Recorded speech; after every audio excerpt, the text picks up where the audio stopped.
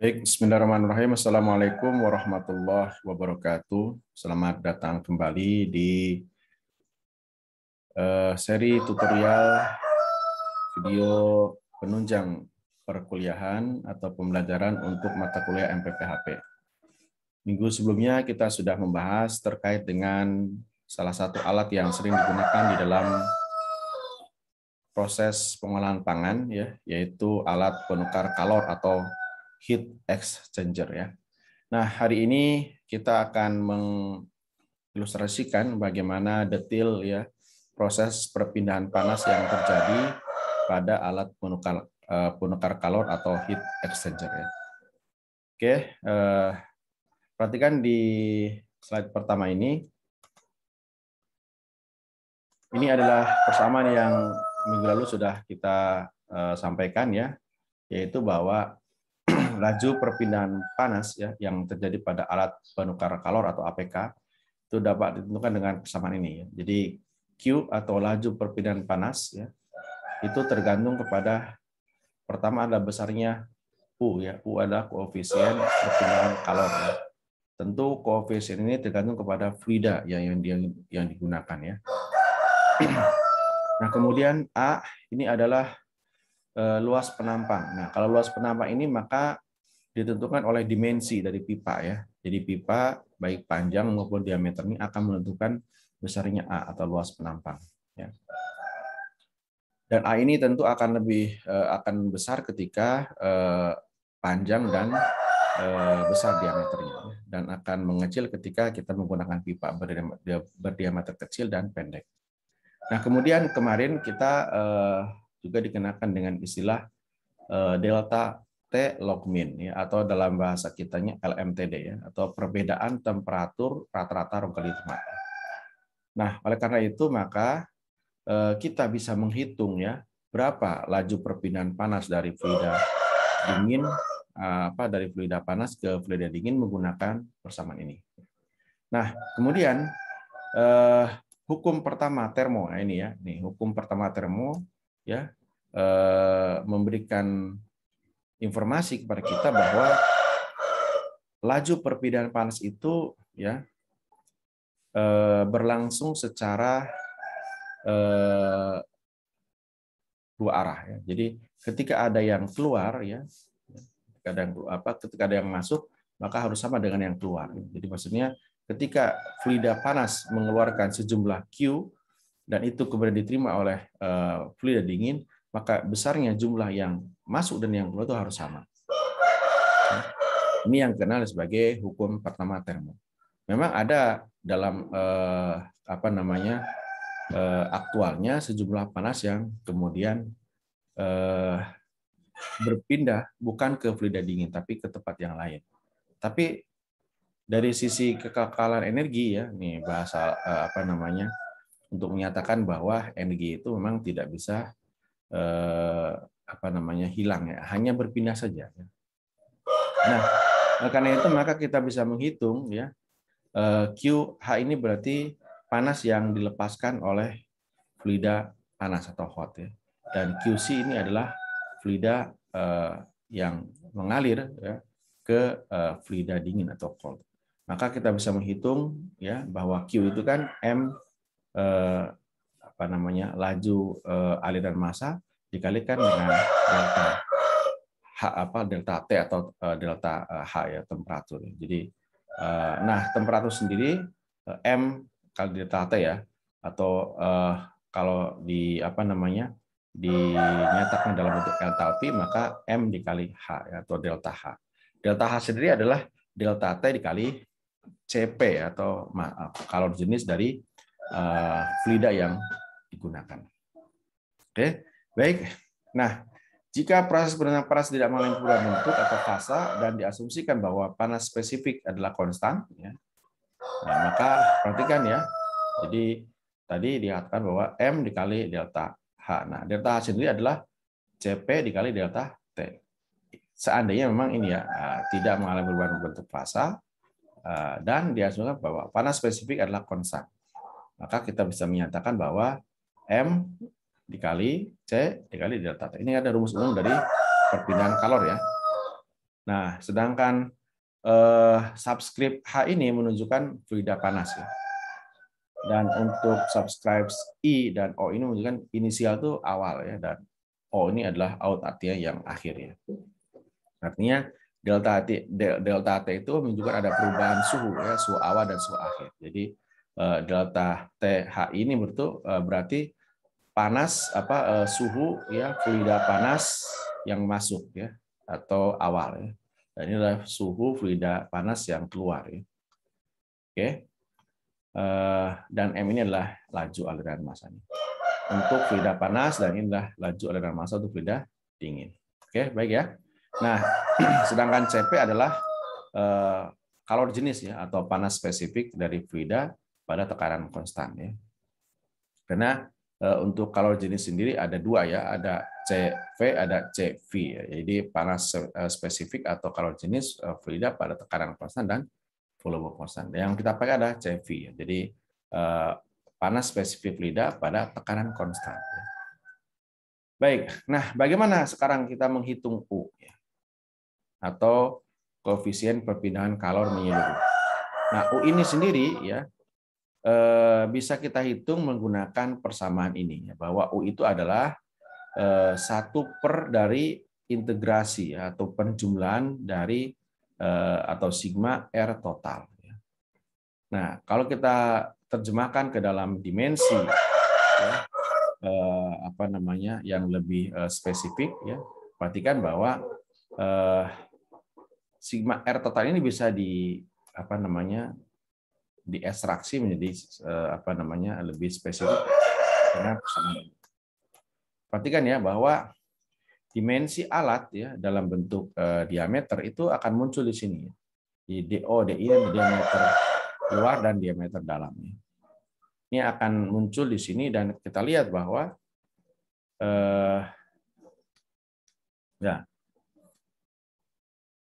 jadi diameter pipa ya, APK itu akan menentukan koefisien ya perpindahan panasnya. Perhatikan ya. Dan kemudian panjangnya, panjang dari pipanya. Jadi dimensi dari alat penukar kalor ya, misalnya untuk pipa, itu menentukan besarnya U atau koefisien perpindahan panas menyeluruhnya. Selain ya termasuk A ya, atau luas penampang. Jadi ini adalah dimensi ya, dimensi dari pipa. Nah, kemudian nilai U juga ditentukan oleh K ya, atau koefisien konduktivitas termal. Ini tergantung kepada bahan yang digunakan oleh pipa gitu ya. Jadi bahan semakin konduktor ya, artinya semakin besar K-nya ya, maka U-nya makin besar. U-nya makin besar. Karena koefisien konduktivitas termal ini menentukan seberapa cepat ya si panas bisa berpindah. Ini tadi inisial I dan O ini menunjukkan sisi dalam dan sisi luar. Jadi kalau DO berarti diameter luar ya, DI adalah diameter dalam. Ya. Nah kemudian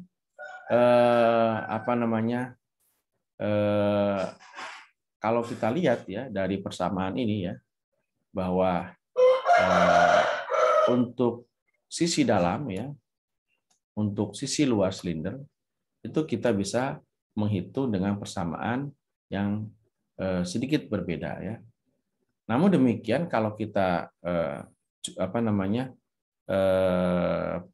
perhitungkan ya antara sisi luar dan sisi dalam, maka secara umum untuk menghitung koefisien perpindahan panas menyeluruh kita bisa menggunakan persamaan yang lebih mudah ya, yaitu dengan menggunakan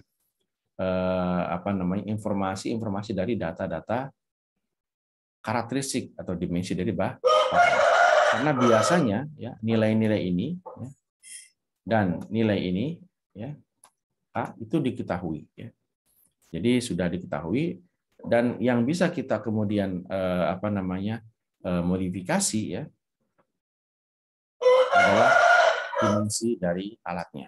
Jadi panjang pipanya, diameter pipanya itu yang bisa kita modifikasi sehingga kita mendapatkan nilai U ya sesuai dengan yang kita inginkan.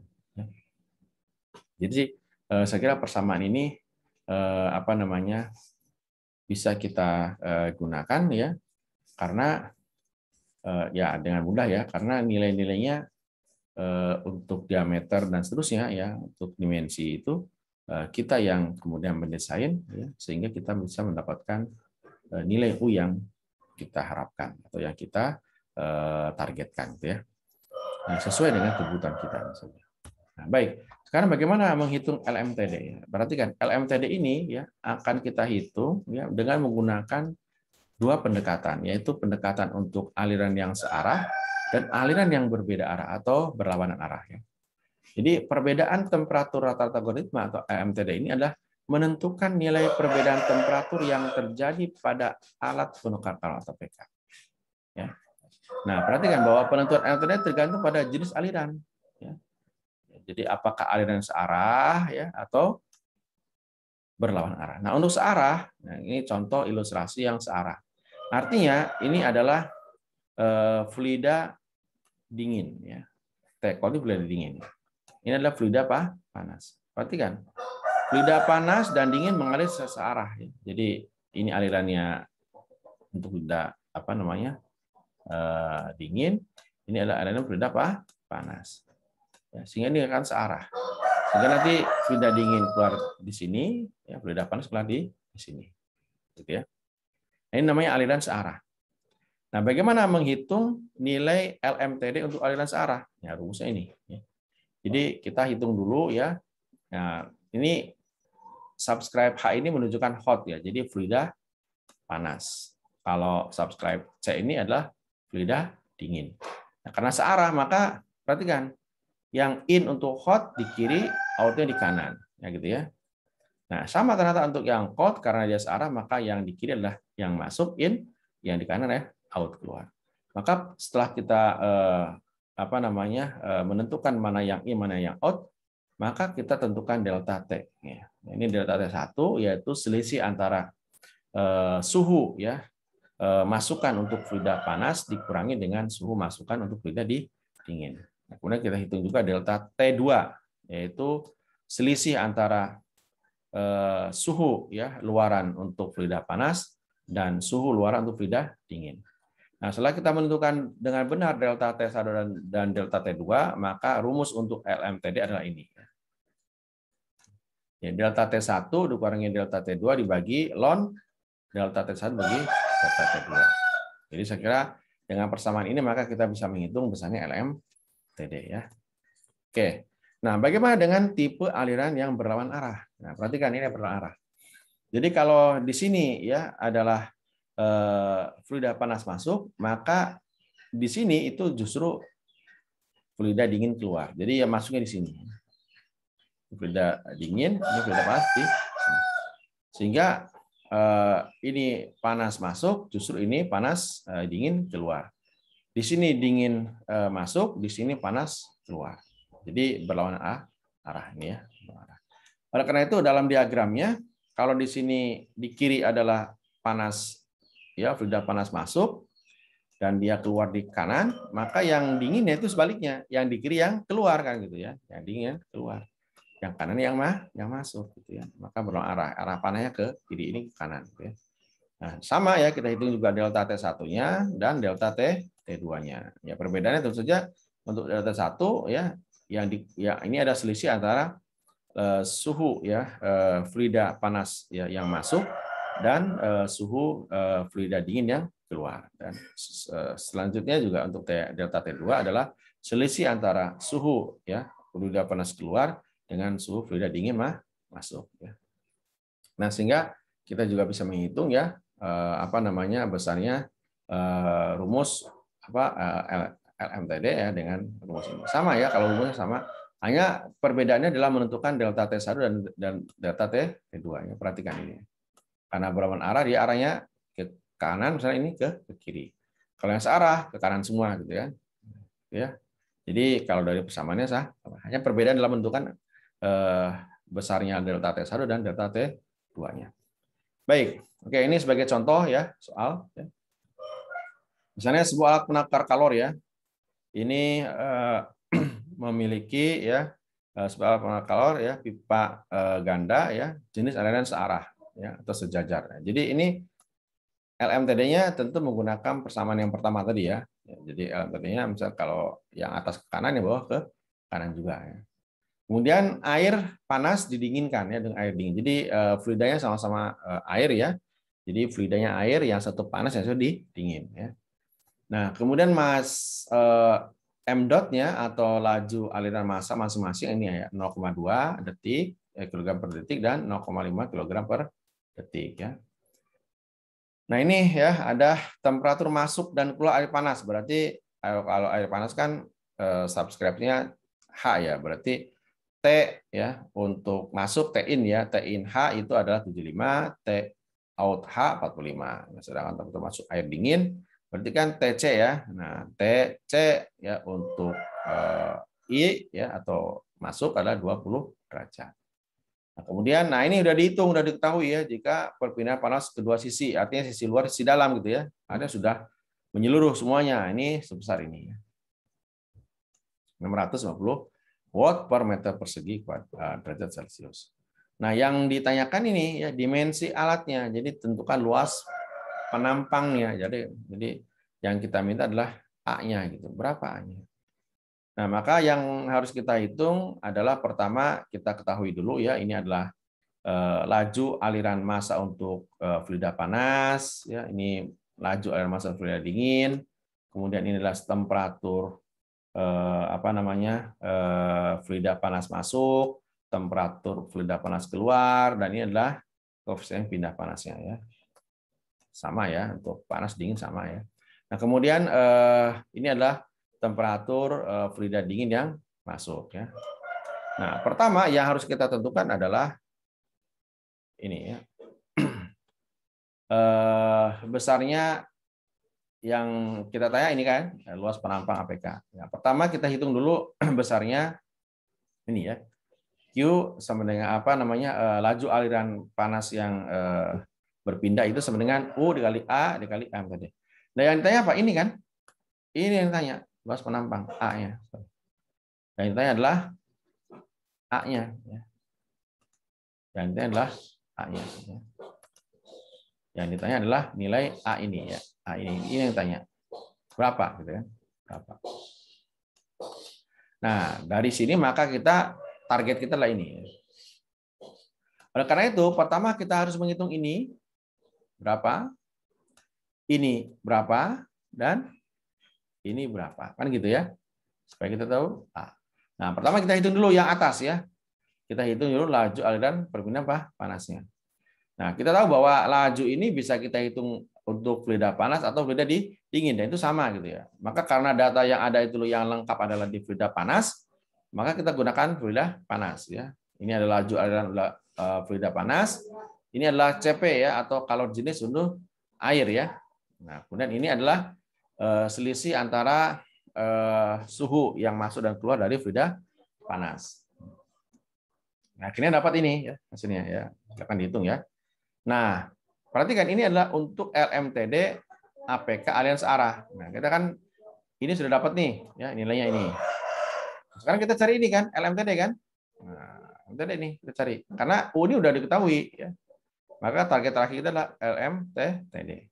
Nah, LMTD untuk aliran searah kan ini rumusnya. Nah, kita juga tahu bahwa kalau searah ini arahnya kalau atas ke kanan, yang bawah juga ke kanan kan gitu. Maka kita cari ini kan selisih ini dan selisih ini. Persoalannya adalah suhu. Nah, ada satu suhu, data suhu yang tidak diketahui. Mana itu? Suhu dari TC atau suhu dari fluida dingin yang keluar. Ini nggak diketahui. Ini ada kan? Ini nggak diketahui. Nah, bagaimana caranya? Caranya adalah kita tahu bahwa perpindahan panas itu berlangsung secara mengikuti hukum pertama termo. Jadi yang keluar itu akan sama dengan yang masuk. Jadi fluida yang panas yang dipindah oleh fluida panas dan yang ditimbun oleh fluida dingin akan sama. Nah, karena kita sudah tahu ya besarnya aliran laju aliran pindah panasnya, ya, maka kita bisa menggunakan persamaan ini ya, bahwa laju suhu ya, suhu yang kita cari ya, yaitu TC out ini bisa kita hitung. Karena ini diketahui ya, ini kan sama nih, sudah kita hitung ya, sudah ada angkanya, ini ada angkanya, ini ada angkanya, ini juga ada kan. Nah, TC in ya, atau suhu dari fluida dingin yang masuk. Sehingga akhirnya kita bisa dapatkan ini ya, suhu fluida dingin yang keluarnya jadi 32 derajat. Nah, kalau sudah diketahui lengkap, maka kita bisa masukkan ini. Nah, ini angka-angkanya sudah lengkap semua, masukkan, dan karena searah seperti ini konstruksinya, dan kita hitung delta T1 ini, dan ini delta T2. Kalau sudah kita hitung demikian, maka mudah menghitung LMTD-nya. Nah, inilah hasilnya ya. LMTD-nya adalah 29,111 derajat Celcius. Nah, sekarang sudah lengkap kan? Nah, ya, sudah lengkap ya. Nah, tadi yang diketahui apa? Koefisien pindah panas sisi